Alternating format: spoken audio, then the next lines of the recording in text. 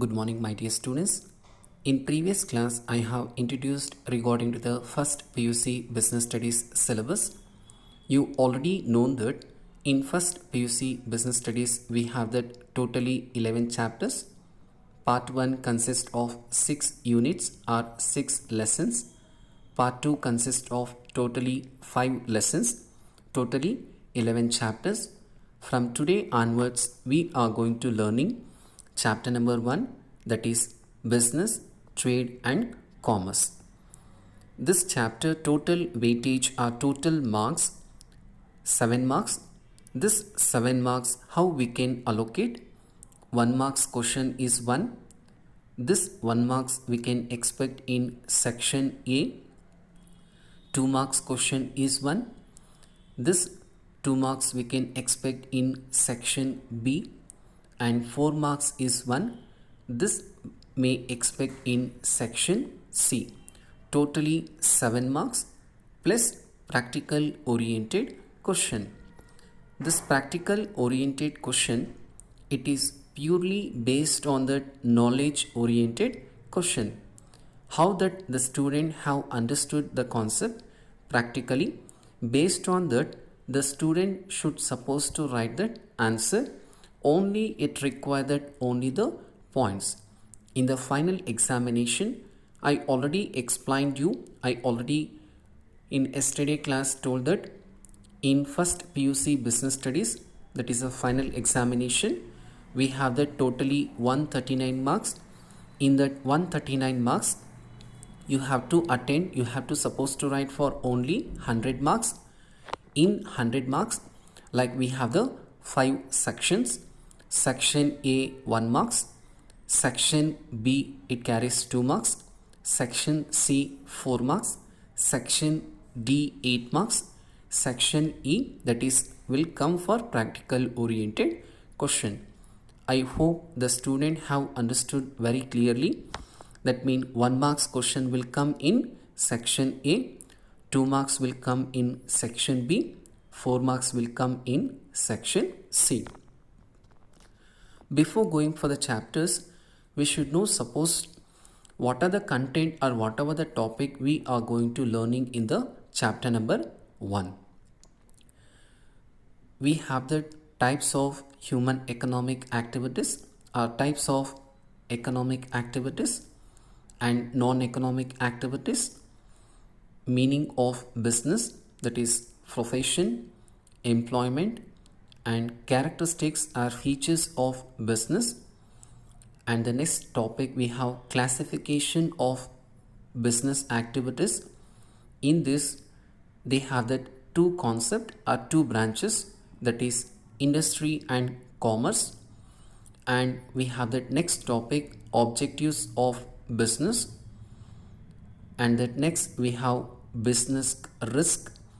In this we are going to learning meaning of business risk, types of business risk, nature of business risk, causes of business risk, and the last but not the least topic is factors influencing to choice of to start a new business.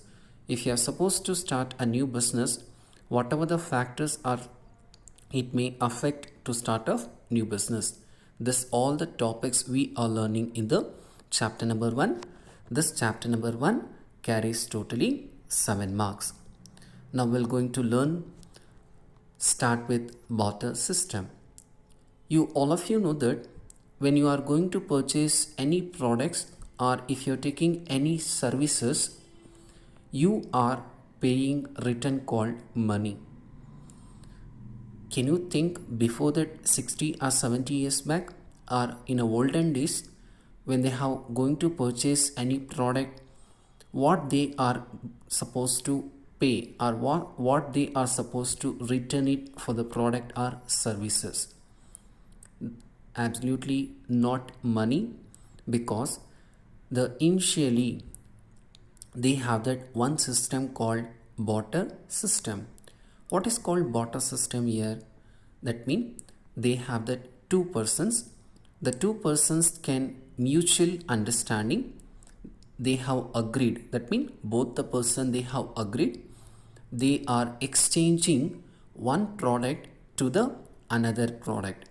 This we can call it as barter system. You can just see this picture. This is the modern system. The one person having that money, another person having the goods. That means if you are supposed to purchase any product, you have to return to pay it the money. You can just see this picture. This is actual that virginal the barter system image. That means they have that two persons, the one person having ship, another person having apple. With a mutual understanding, they are exchanging both. That means they are exchanging one product with another product. This we can call it as barter system. In this system, some difficulties may arise over a period of time. What difficulties? It may be condition. What condition? See this person, they have that shape, another person having apple. The apple holding that person, they may supposed to put a condition. What condition?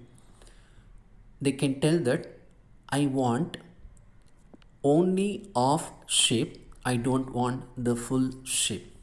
Is it possible to cut that shape? Yeah, it is possible. But what about that remaining shape? What you will do?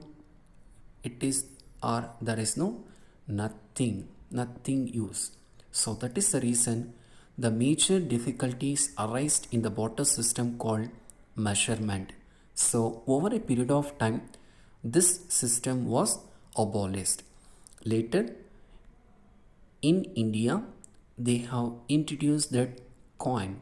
It may be gold, silver, bronze, copper, and the different coin system. At present, which coin or which material they are going to use to make of coins? Can you answer? Please, if you know the answer, just comment in the comment box. And in the first chapter, they have divided as a section 1 and section 2. Section 1 deals with the history and trade of commerce.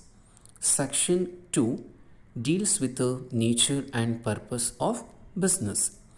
Today in this class, we are going to learning only the section 1, that is history and trade of commerce. What is that history? I already told that when that the business world comes means they have that people, that mean two persons or more than two persons, they have that product and mutually they are exchanging. Return they have to pay that money. This we can call it as a transaction. In the olden days, they are supposed to sell many products, many of the different things they may supposed to offer to the public. Not only in India, they may supposed to offer to the out of the country. They are exporting the product to the outside. In the examination point of view, section 1 regarding to the history of trade and commerce, you may expect only 1 or 2 marks question. I explained that different coins system introduced in India. In that the king and queens, they may played a very important role in the introducing of the coins.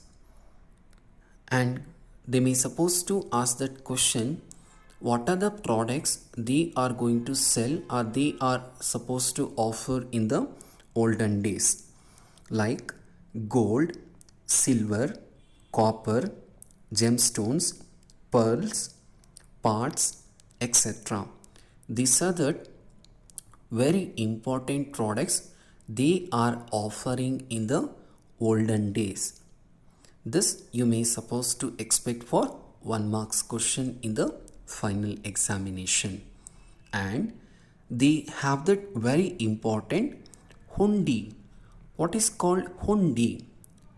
Here, when you want to supposed to offer, or when you want to sell, or when you want to purchase any product, you have to use the metals, or you have to use the currency. In the olden days, they are going to using, call it as like a metal. This metal or instrument they are exchanging while they are purchasing of products or goods and services. This is call it as metallic money. They are using for economic activity. What is your economic activity? That means buying and selling of goods and services. It is called economic activity. This is, we can call it as hundi. And most important topic, that is called major trade centers. They may supposed to ask that state any one major trade center. That means the places in the olden days in which cities they are going to sell or buying of this goods and services. Like we have that Pataliputra, it known as Patna today, and Peshawar, Takshashila, Indraprastha, Mathura, Varanasi, Ujjaini, Surat, Kanchi, Madura. These are the major cities trading activities they have taken in the olden days, or major trade centers. This you may supposed to expect in the 1 marks question. And also one more very interesting topic, that is transportation. In the olden days, first they have introduced, that is bullock cart. With the using of bullock cart, they are transferring the goods from one place to another place. Later on, it is very difficult to carry the goods with a bullock cart. It carries only less products. When you want to sell or when you want to transfer huge product, it is very difficult. So later on, it was introduced like a bus and train and boat or ship. And one more transportation we have, air transportation. That means in transportation we have 4 types of transportation, that is road transportation, railway transportation, water transportation, and air transportation. Each and every transportation, it's having its own advantages and disadvantages. The cheapest transportation mode or cheapest transportation method is water transportation. With this, you may supposed to pay or you may supposed to transfer huge goods from one place to another place with paying of less cost. And second transportation, that is a railway transportation. And third one, road transportation. The highest or the costliest transportation called airway transportation. The airway transportation is not suitable for all the products. It is only suitable for only the few products. These are the types of transportation methods. This is called the part 1, that is history of trade and commerce. In the next class, we are going to learning section 2, that is nature and concept of business. And today's general knowledge question, I may suppose to ask that question, 1 or 2 question. Please, you can just answer for this question by giving in the comment box. Give that answer in the comment box. The first question, expand Infosys. Second question, How many days in a year? Please answer for this question. Give your answer in comment box and please reply that how was the classes, and if there any difficult or if there any doubt, please comment it in the comment box. Thank you, my dear students.